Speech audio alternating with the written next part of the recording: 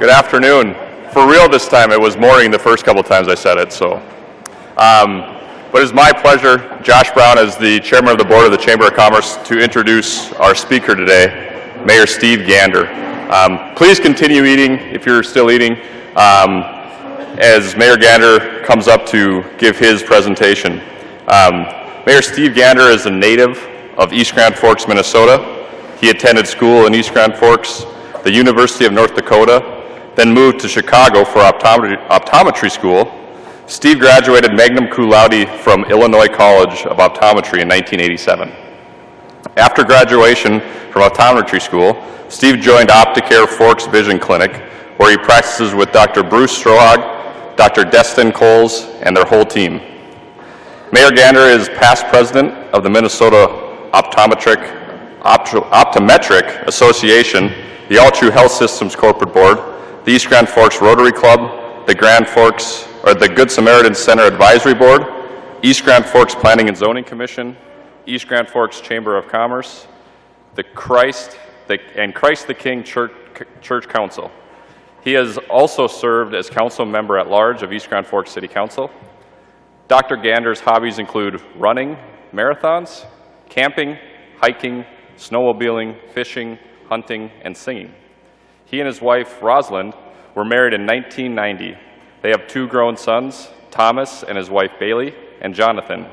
Tom and Bailey have given Steve and Roz two grandchildren so far. Following the presentation of the colors and the national anthem, please welcome East Grand Forks Mayor, Dr. Steve Gander. Please stand for the presentation of the colors and the national anthem.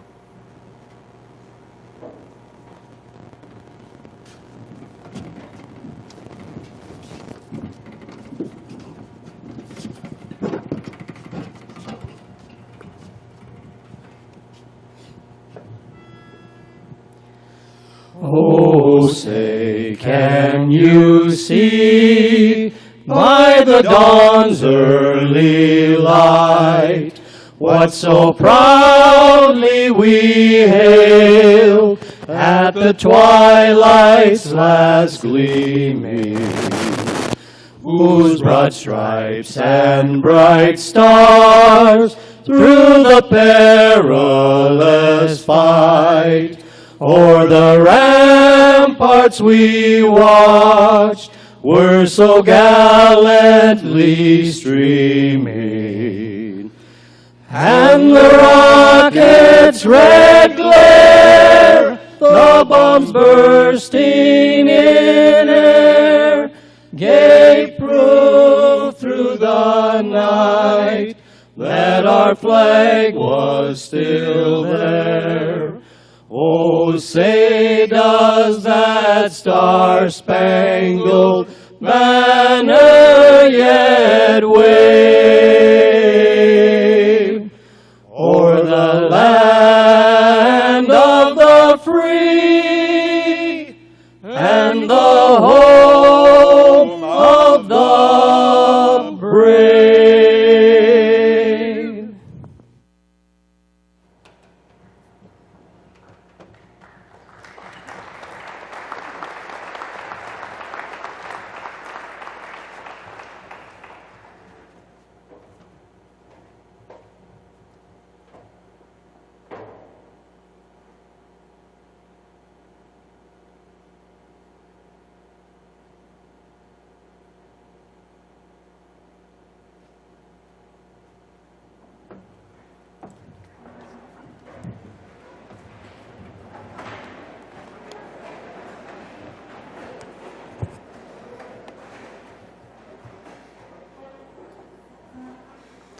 First, I'd like to say thank you to everyone that I will forget to thank. But first of all, Megan Nelson, our city clerk inside of City Hall, who works day by day, every single day, on behalf of all of you, all of us, and for this event has been enormously helpful. Reed Hutton and Parks and Rec and all of your people, thank you for making the Civic Center available to us. Keith Mickleseth, Corey Thompson, everybody in Water and Light, thank you for all the tech, all the sound, all the lights, and all of it. Barry, Kimberly Strum of the Chamber, thank you so much for coordinating this whole thing. Thank you to all of you in attendance. Thank you to all of the sponsors. Thank you to Monsignor Mike. Thank you to King's Quartet. Did I miss anyone? Probably did, but that's what we got. So good morning and welcome to the third annual State of the City Address. Today we're going to consider the question, whose community is this? Now I invite you to stick around and see how we're all connected. We know from experience that some things are sticky.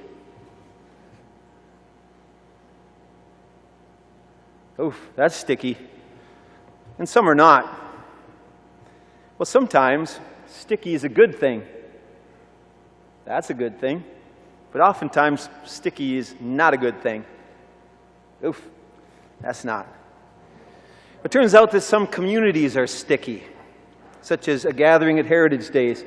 People really enjoy getting over there for their events, while others are not. Here we have a ghost town, emptied out. That one wasn't sticky. Nobody wanted to stay there. And so, what do we mean by a sticky community? Well, a sticky community is one where residents want to stay because they really enjoy living there. And some communities keep drawing visitors back, and many times those repeat visitors become lifelong residents. Most of us in this room understand what it takes to grow a business, but how often do we really consider what it takes to grow a community? It turns out that as you provide excellent service to your customers, you are growing this community. You are contributing to making this community sticky. Why? Because you're part of what makes people really feel good here. And you're probably doing a lot more than that without really even knowing it. As you volunteer your time and other resources to service clubs, parent-teacher organizations, churches and other nonprofit organizations, youth activities and other charitable causes, you're adding to the stickiness of our community. Gallup and the Knight Foundation, through extensive study of 26 communities across America, have identified 10 factors that make a community sticky. And today we'll focus on the top 5 that affect us and that are most relevant to us. First of all, we have social offerings and social capital. Social offerings include the availability of arts and cultural opportunities, availability of good social community events, the community's nightlife, whether the community is a good place to meet people, and whether people in the community care about each other. Social capital refers to the networks of relationships among people who live and work in a particular society, including the ability for the society to function effectively. Aesthetics and public art is number 2, and green spaces. This includes the overall physical beauty of a community, including architecture, display of the visual arts, parks, playgrounds, and trails. Third parameter of a sticky community is openness. Openness is the degree to which residents view that their community is a good place for different groups, including older people, families with children, young adults without children, racial and ethnic minorities, immigrants, and people entering the workforce. This relates to employment opportunities as well. Number 4 is education. This includes the quality of K-12 education, quality and availability of colleges and universities, and of course adult continuing education. Number 5, basic services. Basic services include transportation, the availability of health care, a variety of affordable housing options, public safety, and reliable utilities. You know, as I consider these 5 qualities of a sticky community, I can see why East Grand Forks is sticky for me. I've also gotten a taste of the alternative. After finishing up at the University of North Dakota, I went to Chicago for optometry school. My first weekend in Chicago was a wake-up call. Along with 3 new classmates from North Dakota and Minnesota, we ventured about a mile into a neighborhood into which we did not belong. if you know what I mean. We found ourselves inside of a fenced-in playground with several hundred people. It happened that a square block was burning in a fire. It was a big warehouse of a square block. It was going down in flames. TV cameras everywhere. It was a big public event.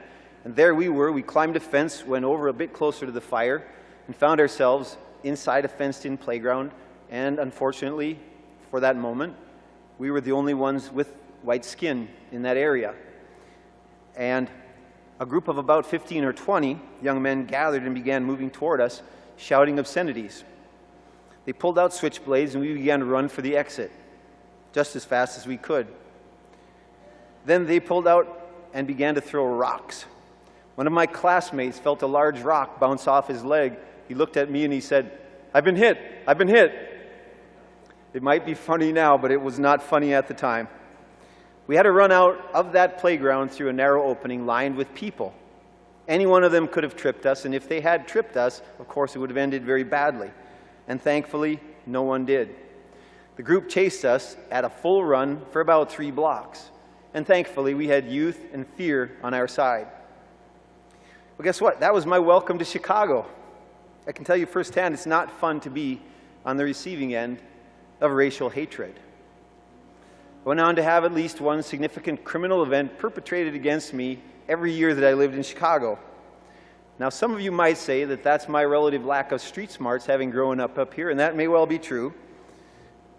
But I can also tell you that a person's quality of life is diminished by not taking care of public safety. When a community does not take care of public safety, quality of life is greatly diminished. And that could be part of why, as mayor, public safety is my #1 priority, having lived through that. So needless to say, Chicago was not sticky for me. I've often said that one of the most beautiful sights in my whole life, other than my wife, is the Chicago skyline in my rearview mirror for the last time. I have been back several times to Chicago, and it's a beautiful city, and we've enjoyed it greatly. But I'm always glad to get out of there with my life and most of my stuff. Now, for today's State of the City address, I invited our city administrator, department heads, and others to share 1 to 3 top accomplishments of 2018 and 1 to 3 goals for 2019, and I will share with you their responses. I invite you to consider how each one adds to the stickiness of East Grand Forks and what remains to be done inside of city government and outside. Of course, that is all of your work if you decide to accept it. So in the area of administration and finance, our city administrator, David Murphy, identifies our top goals for 2019 as follows, and these are in no particular order. LGA reform for consistent, predictable budgeting. LGA is local government aid. It comes from the state, and its purpose is to provide property tax relief for cities that meet certain criteria. LGA has been in flux and has been a political hot potato for years. So we're looking for funding levels to be stable and reliable. Number 2, upgrading our social media presence. It includes our community branding effort, an enhanced website, and just more contacts in general through all social media. Third and finally, street reconstruction assessment policy. Remember that one, you might hear of it again. We have a great development policy for new subdivisions, but we're lacking a functional policy for replacing streets when they reach the end of their usable lifespan. We need to work through a process to determine what percentage of the replacement will be paid by the adjacent property owners, what percentage will be paid by other sources of funds, and what those sources of funds are. I agree that completing this policy revision is a high priority for 2019, as we have streets that are in need of replacement right now, and we do not have an effective policy to get that done. Carla Anderson, our finance director, wants us to know that good things are happening in the finance area. Moody's has upgraded the East Grand Forks bond rating from a AA2 to a AA3. This improves our bonding ability and makes sure we get the best possible interest rate when we do bonding. Number 2, East Grand Forks received a Certificate of Achievement for Excellence in Financial Reporting for its comprehensive annual financial report, what inside City Hall they call the CAFR. This demonstrates the excellence of the financial management of our city.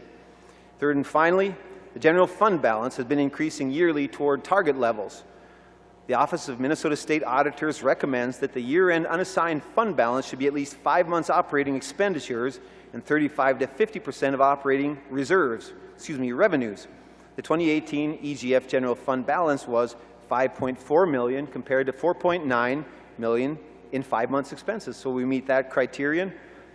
And the number we also have is 50.26% of total revenue. So we've hit the top end of the recommended range as for our reserves. So I would say that our financial reserves currently are right at target, and we're thankful for that. In the area of public safety, remembering that I asked each of our department heads to give me 1 to 3 top achievements of the last year, 1 to 3 goals for the next year, Chief Hedlund is so excited about his canine officer that all he shared is the following. Probably the biggest event for the police department would be the addition of our canine program. Here you see pictures of officers Tyler Hychek and Leroy. The canine program is a significant enhancement to safety in our community, and it adds greater effectiveness to our Pine to Prairie Drug Task Force. Chief Gary Larson of the Fire Department offers the following accomplishments and goals. Under accomplishments for the last year, a new fire engine was purchased jointly by the City of East Grand Forks and by the rural townships. This saved money for both entities and bought a rescue engine better suited for calls in East Grand Forks and the rural areas.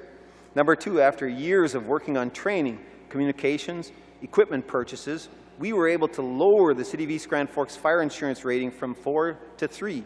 This is a goal we've been working on for 4 years. We're very proud of. Could help with some of the insurance rates for some of our residents. Number 3, the Firefighters Volunteer Association and the Firefighters Association Local 3423 have both done fundraisers to purchase equipment for the fire department. Goals in our fire department. We've set our goals to have better trained firefighters and officers in the fire department. As new challenges arise in our community, we're putting our efforts into additional training to provide excellent service to the community of East Grand Forks. Number 2, we are working to better our fire prevention program to include fire safety, fire inspections, rental inspections, and programs to assist businesses in fire extinguisher and fire detection systems. 3, and we're working in emergency management to better prepare for storms and disasters. Public Works, Engineering, and the Water and Light Department. Jason Storall of Public Works offered the following. Biggest accomplishments of 2018. Number 1, the first year operating our new wastewater interconnect system with Grand Forks went very well. There were very good communications through the year between the two cities. Number 2, we've started wastewater pond decommissioning project, which is the final stage of the project. And 3, repaired multiple manholes, catch basins, associated curb and gutters as part of our stormwater and wastewater infrastructure rehabilitation project.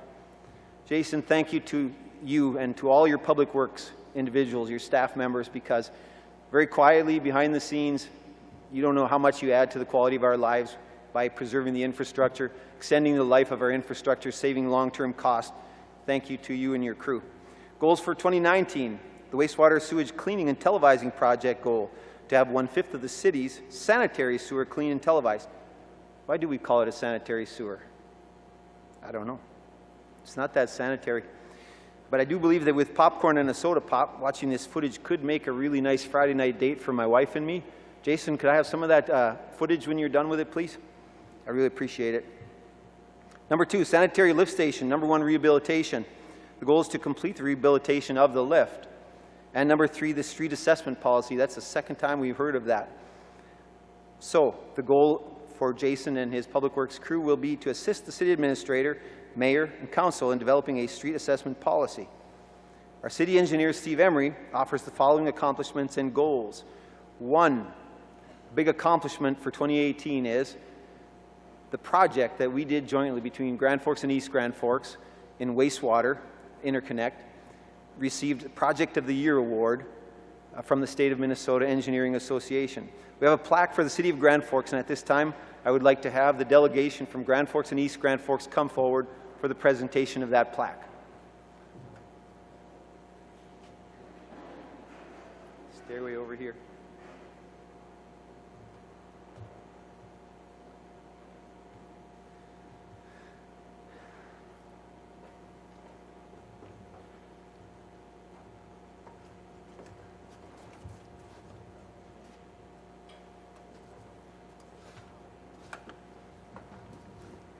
Here. I'd like to first read what the plaque has to say on it. It's from the City Engineers Association of Minnesota.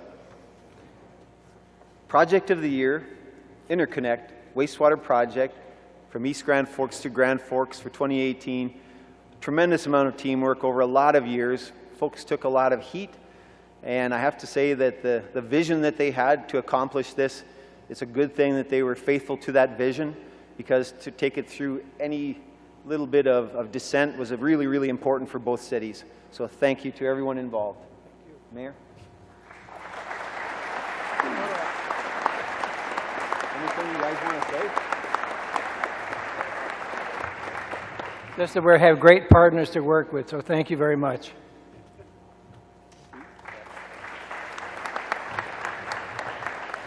Thank you. It was an honor for WSN to be recognized by the City Engineers Association of Minnesota and receive this award. The Interconnect project was a team effort, and I would like to thank the following individuals, companies, and make sure they are recognized in this award. Greg Beaupre. Greg dedicated 10+ years of his career looking at different alternatives and options for the city and testified in front of the bonding committee, which helped us secure funding and a $5.3 million grant for this project. AE2S completed the design on the Grand Forks side of the river. Obermiller Nelson, they completed the mechanical and electrical engineering on the East Grand Forks side. I'd like to also thank the wastewater staff from both communities who were influential during the design of the project in providing valuable input and guidance during the design meetings. The ongoing cooperation and team effort in working together continues today as staff from both sides of the communicate daily. The general contractor, RJ Zavril and Sons, and all of their subcontractors. Like I've always said, a good contractor can make us look good or bad, so thank you to Zavrils. Most importantly, the council members and all the city leaders from both communities who had the vision and put the trust in each other to work together to provide the City of East Grand Forks with a cost-effective method of treating their wastewater. Thank you.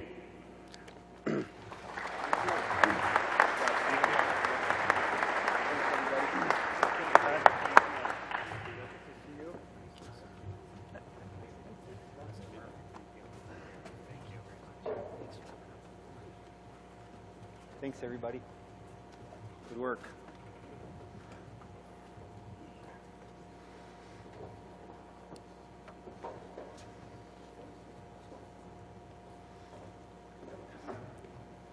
Continuing on with our engineering, the number 2 item that they are very proud of having accomplished in 2018 are pedestrian safety improvements at Bigland Road and 13th Street Southeast. It's an important crossing of Bigland Road to help our kids get to school safely, and you can see some of the before and after photos. They'll be displayed on the screen. Number 3, completion of a paving project on Brandon Boulevard, Nate Circle, and Crystal Circle. That may not sound like much, but to everyone who had been involved with it, it's kind of a big deal to get that done. And we're very, very thankful to everyone who had a compromise in order to get that done. The engineering goals for 2019 include the decommissioning of the city's wastewater ponds, which were the 2nd largest wastewater pond system in Minnesota. Number 2, to continue work toward establishing a quiet zone through several neighborhoods and railroad crossings. Number 3, master planning efforts toward improvements in the LaFave Park area. We'll hear a bit more about that later. Number 4, this one sounds familiar. Revisit the city's assessment policy and how reconstruction projects, street and utility, are going to be assessed. That's the 3rd time, I believe, that we've heard that. Now we're on to Keith Mickelseth of Water and Light, and he shared the following for 2018 projects. I tell you, these utility folks are an interesting breed also. I took out some of your alphabet soup that you had in here, Keith, because I couldn't even really say it. So WEG Transformers US LLC installed new power transformer at our Sugar Hills substation. The cost of that new transformer was $420,000. It will be put into use this summer. RJ Zavril and Sons installed new water main throughout our community at a total project cost of $439,655. Integrated Process Solutions completed the supervisory control data acquisition, that is SCADA, upgrades at the water treatment plant. Total project cost $280,000. I find it interesting, all of these things happening behind the scenes. I mean, we hit the light switch and the lights come on, we turn on the spigot and good clean drinking water comes out. But somewhere, every day, every hour, there are people working to make that happen, and so thank you for all of that. 2019 projects, also still under Water and Light. Wagner Landscaping is contracted to plant 159 spruce trees and 291 deciduous plants just north of 23rd Street Northwest for snow and erosion management. We hope to complete this project by the end of May. Estimated project cost $70,000. In 2019, we'll be replacing water main on 3rd Avenue Southeast from 4th to the end of the cul-de-sac and Forest Court Northwest. The estimated project cost is just over $250,000. Water and Light distribution staff will be replacing electric meters over the next 3 years. Project to begin this summer. Estimated project cost is $1.14 million. Now we're on to community development and economic development. Nancy Ellis of Community Development offers the following. The highlights of 2018.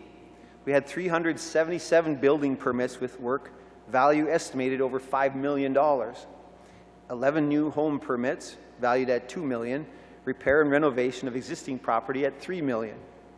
We made significant changes to our transit routes to provide more effective and efficient travel between the cities of East Grand Forks and Grand Forks, including the addition of night bus service in East Grand Forks. Our goals for 2019, working with the City of Grand Forks to form a complete count committee for the 2020 census. Getting the most accurate population count is the goal of Grand Forks and East Grand Forks. Number 2, continued progress toward ADA accessibility to make our transportation modes, public buildings, and city websites and meetings more accessible and more available to all of the citizens of East Grand Forks. Our Economic Development Director, Paul Gordy, gave 4 highlights and goals. 2018 highlights include the completion and adoption of a marketing and communications plan, including the identification and adoption of a city brand. The EDA board went through an excellent process of community branding. They included members of the community and the city council in the process.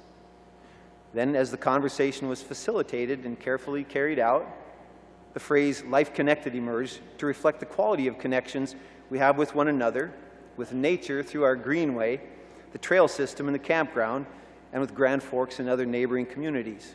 The logo includes our location in the state of Minnesota, indicating our pride and loyalty to the state. Number 2, the EDA partnered with Mayo Manufacturing to facilitate its expansion into the manufacturing of stainless steel equipment. 3, the EDA completed the sale of the last 6 of our twin home lots in Water's Edge subdivision. The EDA made use of border cities tax credits to benefit 5 businesses. 2019 goals include completion and adoption of the EDA strategic plan, which was approved in February, economic participation with businesses as needed and appropriate, when possible major expansion is in the works, and working to provide for the annual border cities appropriation from the state. This one also has been a political pinball, needing annual lobbying to try to preserve it. And finally, implementing the marketing and communications plan and the EDA strategic plan, including updating policies and protocols. Under education, Mike Kolness, East Grand Forks Public Schools Superintendent, shared the following. So East Grand Forks Public Schools, top initiatives for this past year and the current year: development and implementation of the 2018 to 23 East Grand Forks Public Schools Strategic Plan. Number 2, the adoption and implementation of the Bridges in Mathematics curriculum for grades K through 5. Number 3, expanded preschool offerings in partnership with East Grand Forks Head Start program. Number 4, they developed stronger partnerships with other local organizations, including the Community Thrive Partnerships. The work is continuing and will grow the East Grand Forks brand, Life Connected, by being a critical part of the community. This ties into their equity work and having many voices getting around the table. 5, implementation of one-to-one Chromebook initiative in grades 5 and 8. This year, every 5th grade student at South Point Elementary received a laptop computer, and with his or her teachers' guidance and instruction, has used it on a daily basis to support learning. This computer initiative has been an incredible learning opportunity for our students. Number 6, increased focus on literacy instruction in grades PK through 5. Last year, the elementary special education teachers participated in a year-long book study of Jan Richardson's literacy instruction. And after the study was complete, the teachers purchased new curriculum to support their instruction. This year was the implementation of the materials that they learned, and their special education programming showed huge gains in the students. This year, now all classroom teachers, not just the special education group, but all of the classroom teachers have been involved in a year-long book study concerning literacy education. The teachers have been attending classes, building their skills, and developing a school-wide approach for literacy instruction. And next year, we're implementing this school-wide approach for literacy instruction and lesson planning. Number 7, rolled out a new school district website and mobile app. You can check that out. Number 8, safety and security upgrades to buildings and buses. So they've secured all entrances on all 4 sides, and they have camera systems in over 50% of the bus fleet. So East Grand Forks Public Schools' top 10 initiatives for the next year include the implementation of new achievement and integration program, adoption of grades 6 through 12 math curriculum, development of short and long-range facilities plan, expansion of the one-to-one Chromebook initiative to include 2 more grade levels, and the development of district marketing plan to recruit and maintain staff, students, and community members. I got the following note from Carl Adolfson, president of Sacred Heart School. He says, "Your support for Sacred Heart School is greatly appreciated. Thanks for assisting us in beating the record served at our fish fry," which they already beat 2 more times after I was there. "And I saw how you ate those chippers." I ate a pound of chippers and a quart of chocolate milk on their Facebook page because we beat the record. Don't recommend it. Chippers are really good. A pound of chippers, not so much. Carl says, "I hope you were able to burn off all those pounds and calories. Thank you for your promotion on social media. It made all the difference." What Sacred Heart is proud of for the 2018-19 school year, they're proud of their recent growth in building their new 7-classroom school addition. The addition will give them the room needed to be able to educate 2 sections of every grade, 18 to 25 students per section in grades K through 12. We will always remain a small school and are very proud to offer solid Christian education option in our community. We're proud of the programming additions we've made and the success of our extracurricular activities. Our robotics team has qualified for the 2019 VEX Robotics World Championship and will be competing in Kentucky next month. Our archery team is competing in the state competition. We're proud of how the Lenten fish fries are turning into a community event. And the goals for next year for Sacred Heart School: continue our steady growth in enrollment, continue to improve our already positive relationships with East Grand Forks Public Schools, Riverside Christian School, the Grand Cities Catholic Schools Committee, and the City of East Grand Forks. They also plan to kick off a comprehensive business literacy program in their high school and Smart Labs program in the elementary school. Cindy Wayne, principal of Riverside Christian School, shared the following. Their 3 top achievements from this year are, number 1, Riverside's top achievement is not something new. Our students are thriving as they meet a rigorous curriculum designed to grow them academically, emotionally, and spiritually. In our middle school, 84% of students are recognized with higher than an 85% weighted grade point average, and 56% of Riverside Christian School middle school students have better than a 93% weighted grade point average. Number 2, our 8th grade class has embraced the role of leadership this year in a new and exciting way. They look to our inaugural trip to Washington, D.C. last May, setting for themselves goals to stand firm for their beliefs and to be servant leaders. We have seen them meet these goals already this year. 3, we've incorporated additional technology into our middle school. With the addition of Chromebooks, students are getting familiar with the Google for Education suite, readying them for high school. And looking forward to next year for Riverside Christian School, they've secured nationally known child expert Kevin Lehman, speaker at their annual fall banquet. We're excited for the opportunity to have him entertain and educate us at the Alara Center on November 7th. 2, Riverside Christian Preschool will continue to be a preschool of distinction, having earned a 4-star parent-aware rating from the State of Minnesota Department of Human Services. This award is given to preschools which use best practices in readying children for kindergarten. We've taken steps to implement variable tuition model, allowing families seeking Christian education for their children to attend Riverside regardless of their income level. Chad Sperling, Northland Community and Technical College, shared the following list of 5 things to highlight from this year. They went through a college rebranding, so check out their website at northlandcollege.edu to see the new focus. They've also had enrollment gains. They rated very highly in the Wallet Hub ratings. Northland Community and Technical College was rated in the top 5 in the country as in the most recent Wallet Hub rankings. Wallet Hub considers 3 factors: cost and financing, educational outcomes, and career outcomes in setting their ranking. This is a powerful statement of the quality and value of education available at Northland. They're also thankful for the opening of the new fitness center at Northland and the completion of their science lab renovations. Their list of anticipated highlights for the coming year: Higher Learning Commission re-accreditation, new program in cybersecurity, completion of the East Grand Forks roof replacement, full implementation of the strategic plan, increasing enrollment strategies. Now, even though they're on the other side of the river, which maybe some of you even are from the other side of the river, we should at least mention our friends at the University of North Dakota. UND is a big part of what's great in this community. They enroll 13,847 students in over 225 majors. UND is one of the top employers in the region with 1,500 people employed. UND Research brings $300 million into this region. UND brings countless athletic, visual and performing arts and cultural events to the area. UND provides many of the highly educated people we need for our workforce, with 93% of their graduates either entering the workforce or continuing their education. From Charlotte Helgeson of the Campbell Library. Charlotte sent the program from our renovation celebration that took place on April 7th. In case you can't read all the fine print, I'll tell you what it says.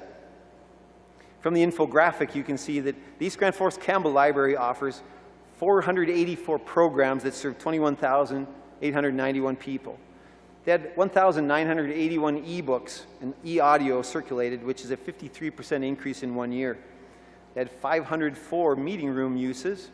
They received the benefit of 1,822 volunteer hours, and they have 50,243 items in their collection. They had 33,446 items circulated. The Campbell Library's goals for the next year are clearly laid out for us by the dynamics of our changing community. Younger and larger families have found the library, and we will find more ways to involve them in activities, growth, and volunteering. Our community continues to see greater diversity in the ages, cultures, socioeconomic levels, and interests of its residents. As the community changes, the library changes with it. There is no standing still at a public library. Parks and Recreation Director Reed Hutton gave the following report. Reed is clearly excited about his department. Before detailing 2018 accomplishments and 2019 goals, Reed emphasized how the Parks and Rec Department has made great strides in the last year and how they performed their jobs both effectively and efficiently. Reed says, "When I review what we've accomplished in the last year, I think it's worth noting how much we achieve with our available staff and resources. We've created better communication within our department and as well as with other departments in the city. We've become much more structured in how we complete our duties and have put solid procedures in place to ensure that we're completing our tasks on a planned basis and not just reacting to issues. The reorganization of several of the jobs within our department has been a big help to that and will continue to move us forward in the future.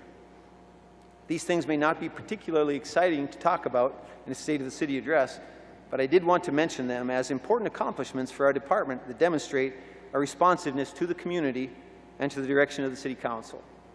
So, accomplishments for 2018 inside of Parks and Rec. Number 1, the repair and the reopening of the swimming pool. I think last year we talked about that, and at that time it still was a bit of a thorn in the flesh for us, but it actually turned into a really, really positive thing. Working through the repair and eventual reopening of the pool was a big accomplishment for our department. Coordinating with multiple contractors, engineers, insurance agents, and attorneys to move forward with the repair in a timely manner, while also recognizing a need to preserve information in the event that it may be needed for litigation, was a big task in itself. David and I, along with our Parks and Rec maintenance staff, spent many hours on the phone or at the pool through 2017 and 18 to get this job done. The fact that we were able to complete the work, receive nearly full repayment for the damages, less $1,000 deductible, and have successfully had a swimming season already last year was no small feat. And everyone involved deserves a lot of credit.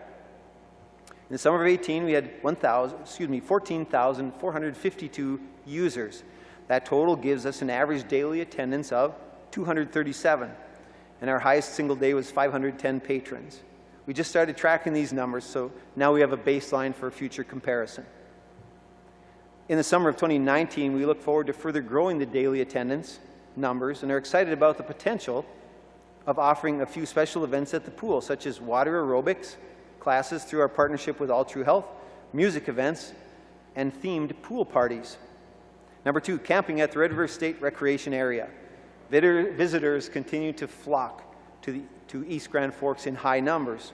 The 2018 camping season saw continued growth, with 11,718 nightly campsite reservations in the May to November camping season, up by 788 from the previous year. 2018, we had an estimated 27,184 overnight visits to the Red River State Recreation Area, up by 990 from the previous year. Another way to count visitors to the campground is through vehicle visits. In 2018, 892 vehicles visited, and now this past year we were up by 2,284 from the previous year. Third, organization of the Parks and Rec Commission. The Parks and Rec Commission began meeting in April of 2018 and made great strides in setting goals for the Commission and the Parks and Recreation Department. The group is actively learning about all the functions of the department and providing further vision to the goals and objectives that guide the daily work of our department. Number 4, recreation program participation. Participation in recreation programs continue to grow. In 2018, we had 583 registered participants in our summer programs and 469 in the winter. Our programs include baseball, softball, tennis, playground, hockey, and skating. We saw great overall growth in these programs. The Senior Center got some needed maintenance and continues to be a friendly gathering place for members of our community.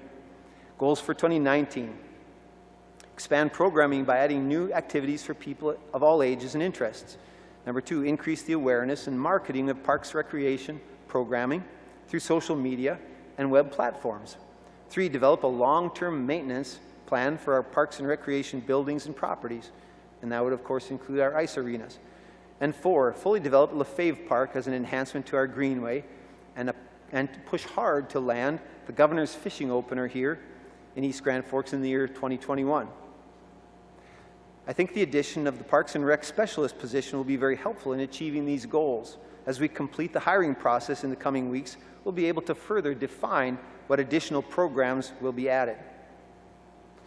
Last year, Mike Pukshavinsky finished his term on the City Council. I nominated him to the EDA board. He accepted, was confirmed by the City Council, and then the EDA board elected him president.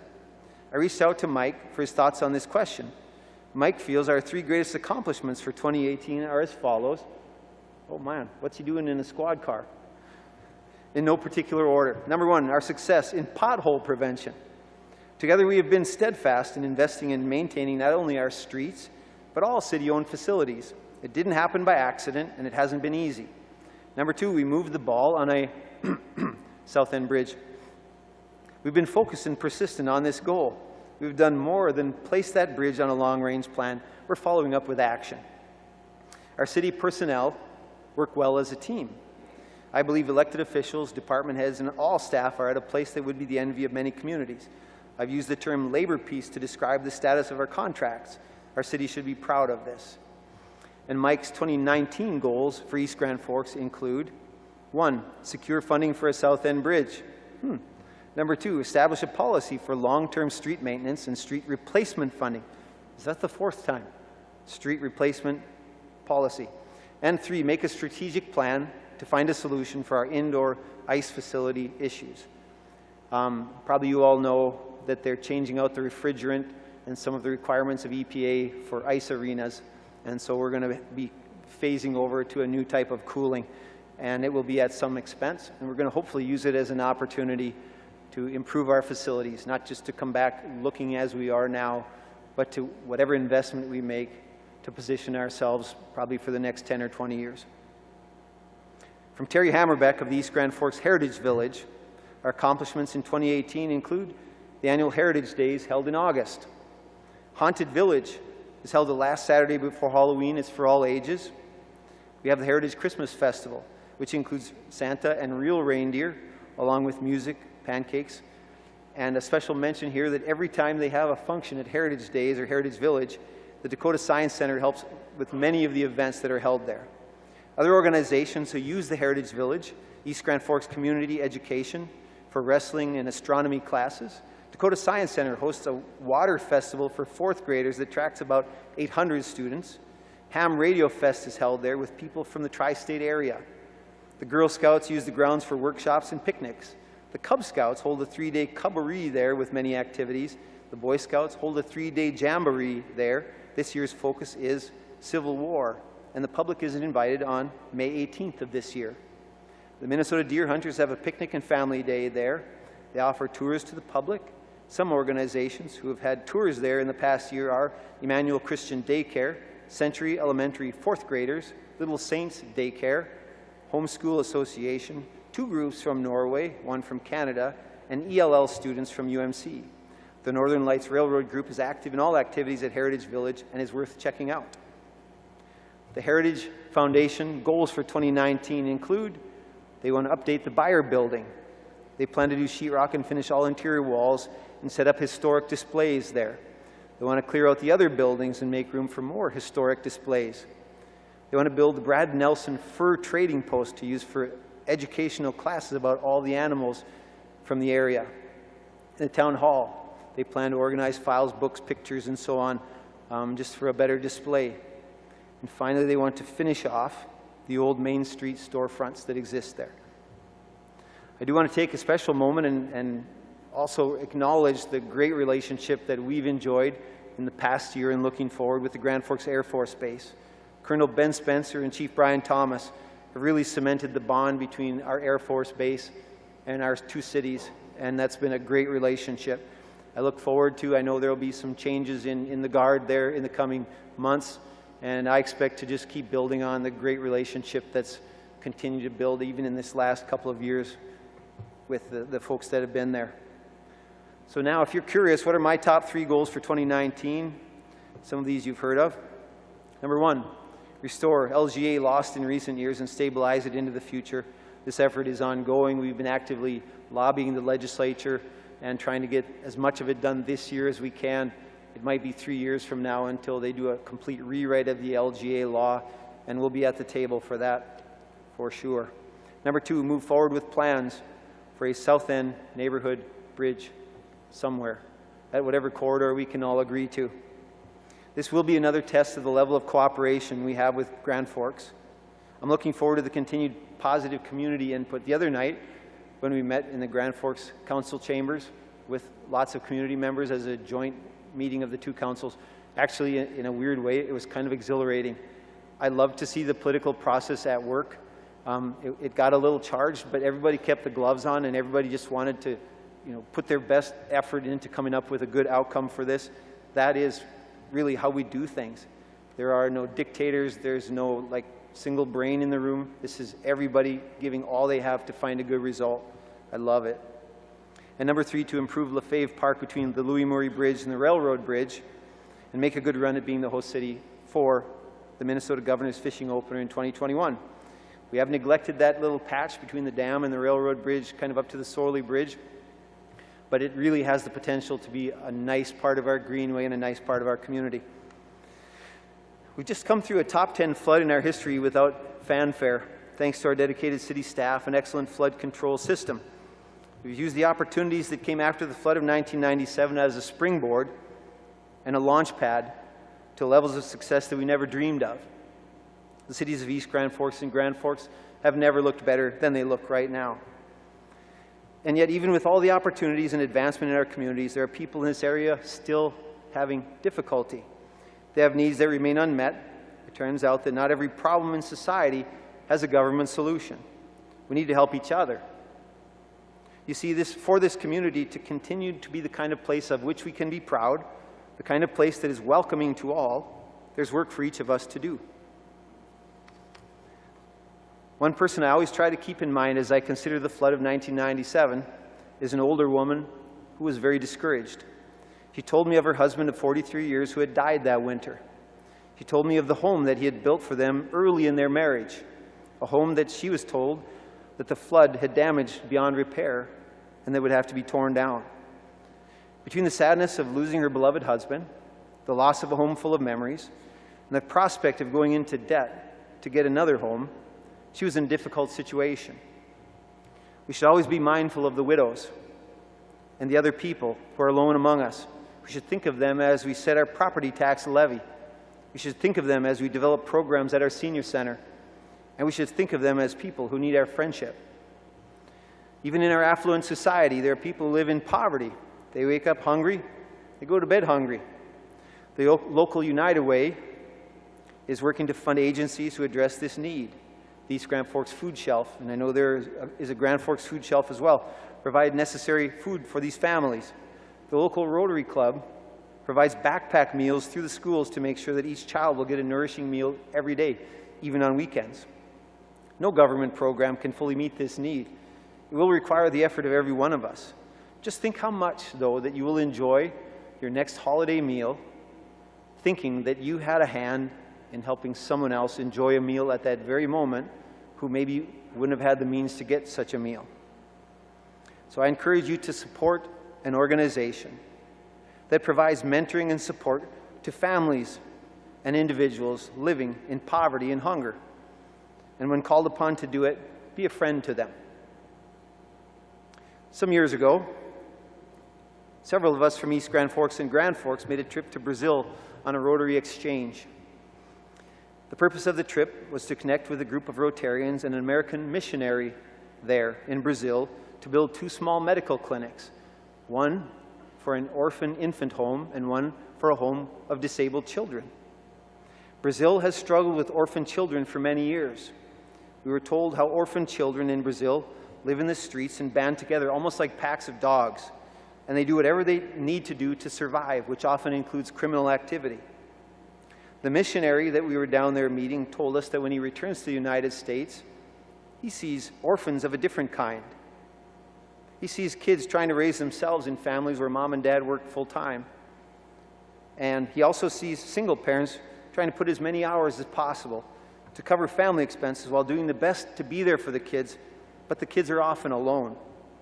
He believes these kids are as vulnerable as the kids growing up on the streets of Brazil.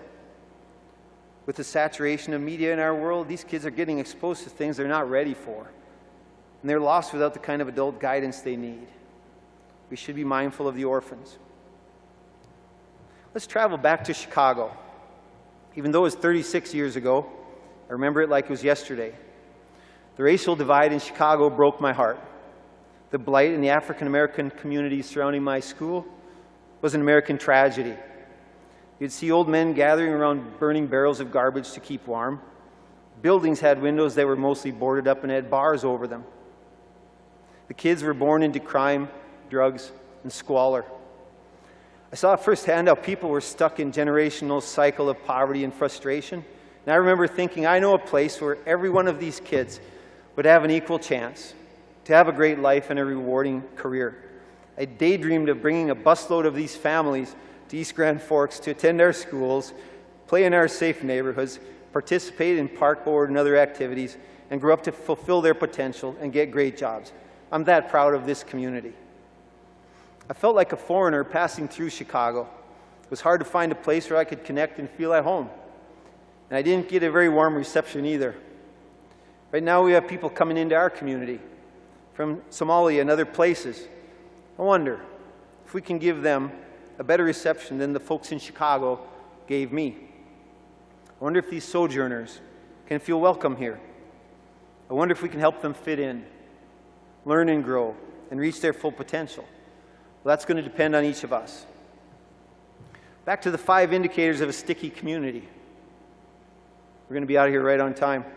When we consider the social offerings and social capital, we think of our public library as a gathering place. We think of our senior center We think of the activities available to people of all ages through parks and recreation. We think of events going on at our schools, including adult and community education. We think of many activities at Heritage Village all year long.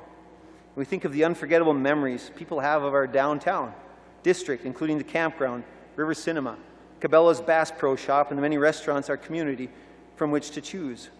We consider our American Legion, Veterans of Foreign Wars, and Eagles Clubs where people meet, reminisce, and create new memories. When we consider aesthetics, public art, and green spaces, we can be proud of our greenway and trail system. Public buildings and other spaces, our friendly streetscapes, and our flowers in the summer. We can consider quiet moments of reflection at our Veterans Memorial. We can relive the lifestyle of the early pioneers in all past generations, spending time at our Heritage Village. Adding the many arts and cultural activities available in Grand Forks, our residents have access to great things to see and do all year long. As we consider our degree of openness, we consider our commitment to fairness for all people. Public safety creates communities where people have an equal opportunity to reach their potential, so no neighborhood has residents afraid to leave their homes for work, for school, or to play outside. And part of openness is employment opportunities for all people. We have great employers like American Crystal Sugar, Dakota Peat, Simplot, and many other agribusinesses. We have Northern Valley Machine and numerous other great employers in our industrial park. We have employment in all healthcare fields with Altru, Sanford, Riverview, the Good Samaritan, Edgewood Vista, and others. We have building and construction trades and professions with Zavril Construction, Vegan Construction, Construction Engineers, Lumber Mart, and many other contractors. And the career opportunities in education here are almost endless. 4, we have a strong commitment to education across the entire spectrum, from Head Start and preschool, through K-12, through Northland and the University of North Dakota, all the way to adult and community education. Our public library is full of educational materials and serves as a friendly place to keep learning for a lifetime. Under basic services, City of East Grand Forks really shines. From public safety, to public works, to the water and light department, to community and economic development services, we take care of our people. So whose community is this? This community is for widows, hungry people, orphans, sojourners, and everyone else. We should consider times in our lives when we were in a tough spot, and someone came along at just the right time and provided exactly what we needed. We should consider that we will very likely find ourselves in need again. As we're mindful of those among us who are without, we realize our abundance, and a deep sense of gratitude emerges. As we connect with them in some way and lighten their load, all the while mentoring and teaching them, we experience great joy. We have a powerful sense of purpose, and we make this community really sticky. Thank you.